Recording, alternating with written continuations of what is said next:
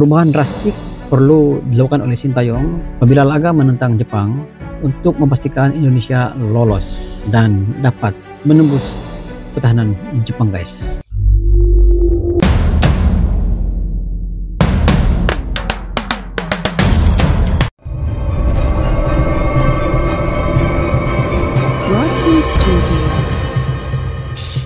PSSI kini telah memfokuskan usaha untuk mendatangkan penyerang keturunan guna memperkuat timnas Indonesia. Sekretaris Jenderal PSSI Yunus Nusi mengatakan bahwa proses perekrutan masih berjalan, meskipun masih kesulitan dalam mencari striker yang memiliki darah Indonesia.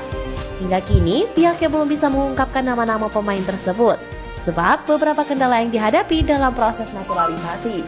Walaupun begitu, beberapa nama pemain penyerang yang dipertimbangkan untuk bergabung dengan timnas Indonesia mulai terkuat. Di antaranya adalah Emiliano Jonathan, seorang penyerang muda yang sedang naik daun yang saat ini tengah menunjukkan penampilan yang sangat baik di Liga 2 Belanda 2024-2025. Berdasarkan data dari Transfer Market, Emiliano Jonathan merupakan runner-up top score. Ia telah mencetak 8 gol dan 3 assist dalam 13 pertandingan bersama Vitesse Arnhem.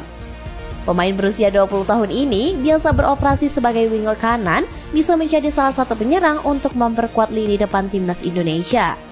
Selain itu, ada Mauro Zilstra, seorang striker muda FC Volendam yang kini memperkuat tim U21 FC Volendam. Berusia 19 tahun dan memiliki postur tubuh yang menjulang setinggi 188 cm, Mauro sudah menunjukkan potensi dengan mencetak 2 gol dan 1 assist dalam 3 pertandingan. Pada Agustus 2024, Mauro menyatakan telah mengirimkan berkas naturalisasi kepada PSSI, namun hingga kini ia belum tiba di Indonesia. Meskipun demikian, pemain muda ini menjadi incaran PSSI karena potensi dan kualitas permainannya yang menjanjikan. Yang ketiga adalah Ole Romeni, seorang penyerang FC Utrecht yang tampil cukup impresif di Eredivisie 2024-2025 dan telah diincar oleh PSSI sejak Maret 2024.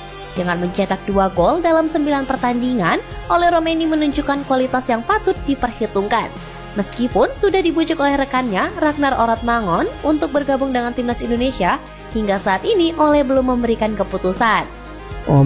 Pencarian penyerang keturunan ini menunjukkan ambisi PSSI untuk memperkuat kualitas timnas Indonesia, terutama di lini depan. Seiring berjalannya waktu, PSSI akan terus memantau dan mengupayakan proses naturalisasi agar segera mendapatkan pemain yang dapat memberikan kontribusi besar bagi timnas Indonesia.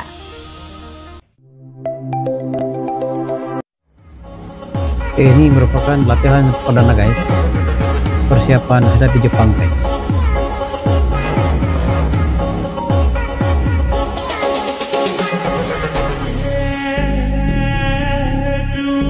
Mereka begitu fokus, guys, untuk memperkuatkan mental dan juga stamina, guys.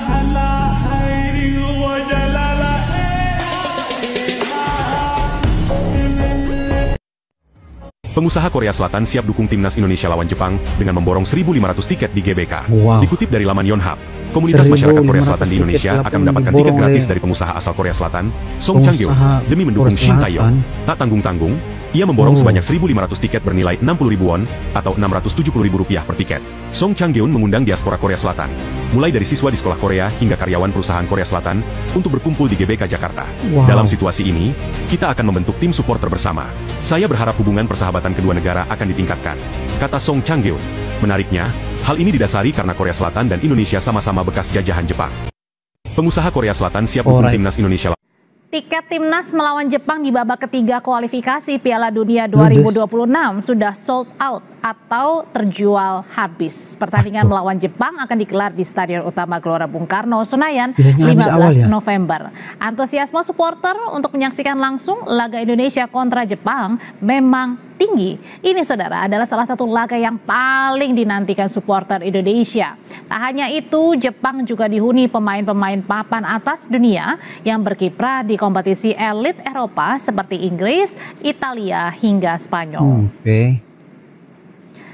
Lewat akun Instagram Timnas Indonesia ada imbauan dan aturan baru yang diterapkan oleh panitia pertandingan, yaitu satu Garuda ID hanya berlaku untuk satu tiket pertandingan, di mana ada beberapa syarat yang harus dilakukan supporter, seperti nomor Garuda ID harus valid dengan nomor tiket yang tertera. Oke, mantap. Hati-hati Timnas Jepang. Inilah 3 pemain anyar Timnas Indonesia yang siap mengalahkan Timnas Jepang, mas kalian. Langsung saja kita lihat 3 pemain anyar Timnas Indonesia ini. Kita mulai dari yang ketiga, ada Justin Hubner, mas kalian. Dimana Justin Hubner sangat luar biasa. Ini sang premannya Timnas Indonesia. Tidak dimainkan menghadapi Bahrain dan Cina. Semoga saja tampil maksimal menghadapi Jepang dan Arab Saudi. Yang kedua, mas kalian, tentunya ada Yance Sayuri. Baru pertama kali dimainkan di kualifikasi Piala Dunia 2026. Semoga menampilkan yang terbaik untuk Timnas Indonesia. Yang pertama, tentunya ada Jakob Sayuri, mas kalian. Ini winger yang sangat luar biasa, dengan sprint yang sangat luar biasa juga. Semoga saja bisa menobrak pertahanan dari Timnas Jepang. Salam semangat sepak bola. Dan buat kalian yang ingin streaming bola secara gratis dengan kualitas HD, langsung saja kunjungi link di bio saya. Coach Justin, kita akan melawan Jepang dan Arab Saudi. Kalau saya lihat peringkatnya itu ada di atas Indonesia, bahkan Jepang peringkat Asia terkuat saat ini.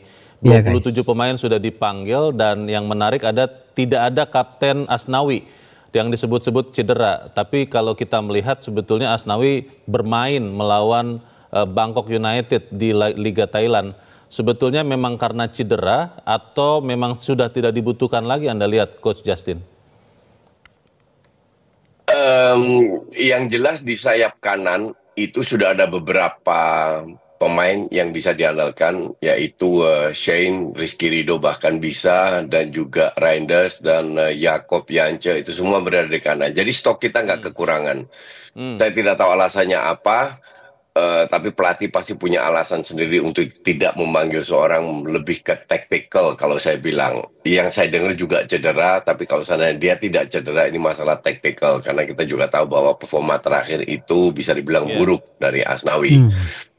Cuman siapapun yang dipanggil dan siapapun diturunkan itu hak prerogatif pelatih, nggak ada yang bisa intervensi, termasuk PSSI tidak.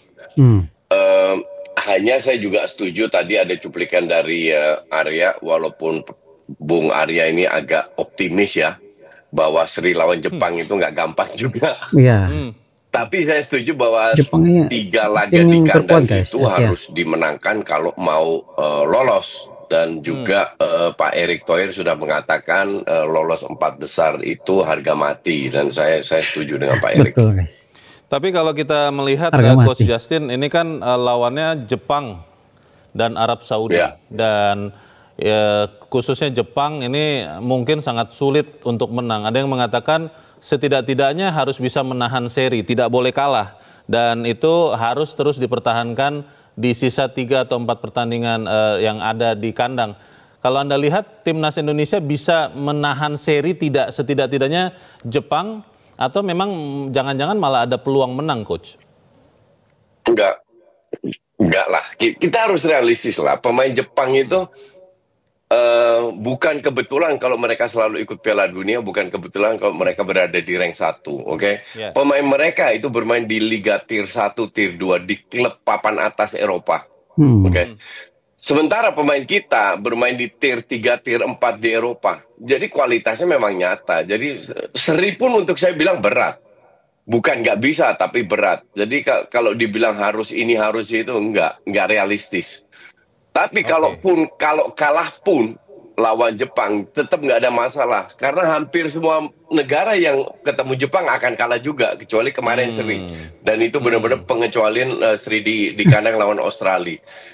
Satu hal kita jangan lupa bahwa kita berada di rank 5 dengan rank 2 sekarang itu hanya selisih 2 poin. Jadi yang lebih penting itu mau menang lawan Jepang atau lawan siapapun, kan kita bicara tetap 3 poin.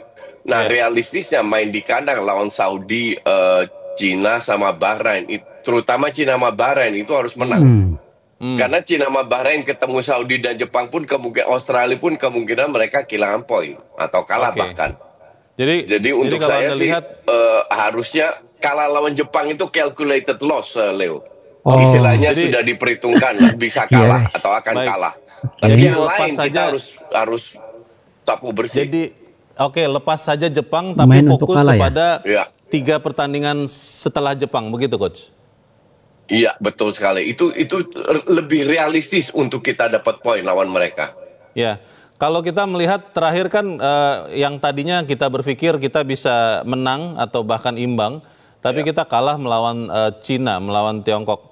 Kalau Anda melihat Coach, bagaimana cara Sintayong bisa membangkitkan semangat timnas supaya kemudian benar-benar bisa all out? Kalau kita melihat ada beberapa pemain yang berganti juga, bagaimana Coach? Kalau saya bilang ini pemain profesional, nggak perlu dimotivasi lagi. Mereka sangat tahu stake-nya seperti apa. Saya juga sangat kecewa kalau kita flashback dikit dengan pertandingan lawan China. Karena line up-nya terutama tidak menempatkan Tom Haing sebagai starter. Terbukti bahwa game ini benar-benar bukan dilepas. Sangat sayang bahwa kita tidak bisa meraih 3 poin. Karena untuk saya Sintayong tidak menurunkan tim yang terbaik. Yang sebelumnya lawan Bahrain di babak kedua itu adalah 11 yang terbaik. Tapi sekali lagi ini hak Sintayong. Kalau dia berani melakukan hal seperti itu dia harus bertanggung jawab. Maka dari itu setelah itu kan keluar statement dari Pak Erik bahwa 4 besar harga mati, terserah mau main kayak gimana. Maka melawan Saudi dan melawan Jepang, apakah kita bisa seri? Ya bisa, tapi peluangnya nggak besar. Di bawah 50% lah, bahkan 30-40% untuk curi seri lawan Jepang.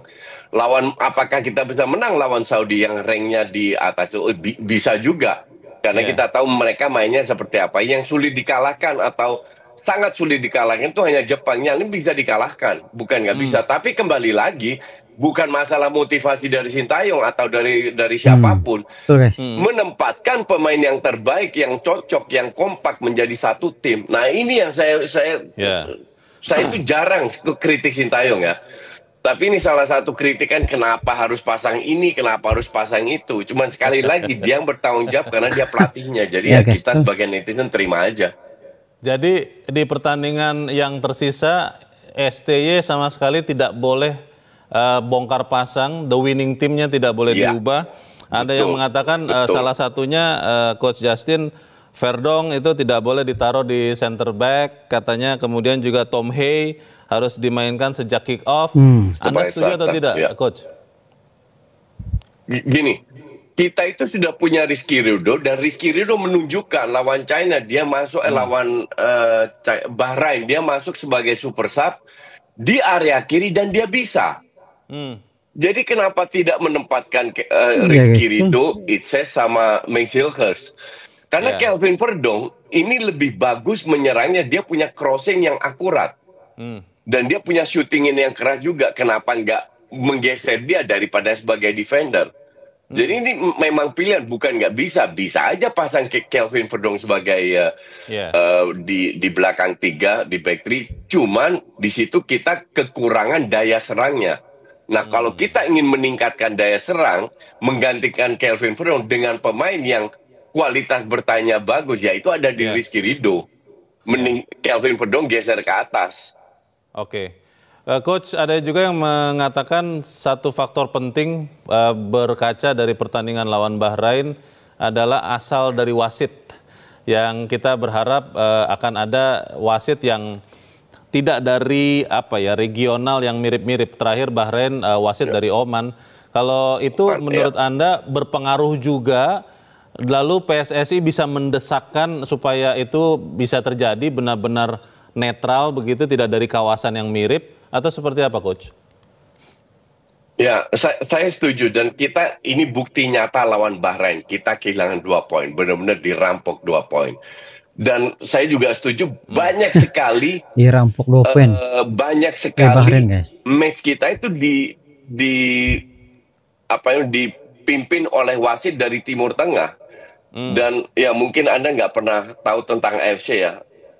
AFC ini influence Timur Tengahnya besar, lobby mereka itu luar biasa. Ya contoh Qatar bisa jadi Piala Dunia kan lucu. Piala Dunia mendadak dalam sejarah digeser dari Juni ke bulan Desember. Money talks, dan 2 ketua terakhir di AFC adalah dari Timur Tengah. Dan satu juga sudah masuk bui ditangkap. pengurus kita di AFC itu nggak ada satu orang Indonesia. Jadi lobby-lobby mereka jauh lebih kuat. Dan saya setuju ini minimal tugas PSSI dan itu sudah dilakukan untuk berprotes meminta tidak dari Timur Tengah, masih ada dari Asia Selatan, negara kayak Uzbek yang bisa lebih kayak netral ya. Kita pasti punya wasit bagus lah, nggak harus dari Korea atau dari mana. Sebenarnya banyak, tapi kenapa harus dari Timur Tengah terus? Itu yang bikin saya lucu. Karena ya kalau saya bilang kakeknya area Timur Tengah itu kuat sekali di AFC. Baik, kita harap sisa laga yang ada tim nasional Indonesia bisa memaksimalkan pertandingannya supaya kita bisa lihat ya Coach ya, Indonesia bisa lolos lah ke Piala Dunia di tahun depan 2026. Terima kasih. Bahkan saya bilang Sintayong, Sintayong nggak perlu takut untuk memasang semua pemain diaspora, nggak perlu pemain lokal, hanya turunkan pemain yang terbaik lah, nggak usah eksperimen ini itu, dan kita bisa lolos. Jepang merupakan satu pasukan tim yang sangat kuat di Asia guys. Mana-mana yang ketemu dengan Jepang, potensi untuk menang itu sangat rendah, dan potensi untuk kalah itu begitu tinggi sekali. Dan dalam video ini, coach dia coba menerangkan bahwa Indonesia hanya bisa seri dalam 30-40%. Tapi perlu kita pahami bahwa perkara pertama, laga ini berlangsung di GBK. Kelebihan berada di tangan timnas Indonesia di depan supporter timnas Indonesia guys. Itu kelebihan yang pertama. Kelebihan yang kedua, pemain timnas ini dia sudah serasi dengan suasana GBK ini. Jadi sedikit sebanyak memberi kelebihan kepada timnas Indonesia untuk beraksi dengan lebih cemerlang untuk memamerkan aksi yang luar biasa di depan fans timnas Indonesia guys. Yang ketiga, Indonesia dihadirkan dengan pemain naturalisasi yang berkualitas dengan strategi baru Sintayong guys. Karena Sintayong sebelum ini dia salah persaturan apabila menentang China guys. Memandang enteng kemampuan China dengan menurunkan bukan pemain utama. Dan kali ini dengan pengalaman yang berlaku, dengan kehilangan mata dengan China, maka ini menjadi satu tamparan kepada Sintayong untuk memastikan laga pada kali ini memberikan 3 poin untuk timnas Indonesia agar mereka terus dapat melonjakkan lagi ranking di dalam kumpulan guys. Itu antara yang kita perlu harapkan supaya timnas Indonesia itu dapat beraksi dengan cemerlang guys. Menurut saya betul kata coach dalam cuplikan video ini bahwa Sintayong harus berani guys. Kalau perlu full diaspora pun tidak mengapa. Jangan terlalu memikirkan tentang pemain lokal. Sebab dalam soal ini Sintayong perlu berpikir bahwa kemenangan itu lebih penting pada waktu ini guys. Laga ini begitu berharga. Di hujung laga ini, dalam beberapa seri lagi, Sintayong perlu all out untuk memastikan Indonesia dapat mengutip mata penuh guys. Menurut Anda bagaimana? Itu sedikit sebanyak pandangan daripada Roger Sedeo. Sekiranya Anda mempunyai pandangan terkait dengan cuplikan video ini, Anda boleh komen di bawah. Sekian, jumpa lagi next video. Assalamualaikum. Bye-bye. Channel YouTube dengan konten yang seru mereaksi apapun tentang Indonesia, kami dari Malaysia. Yo, like and subscribe Razli Studio.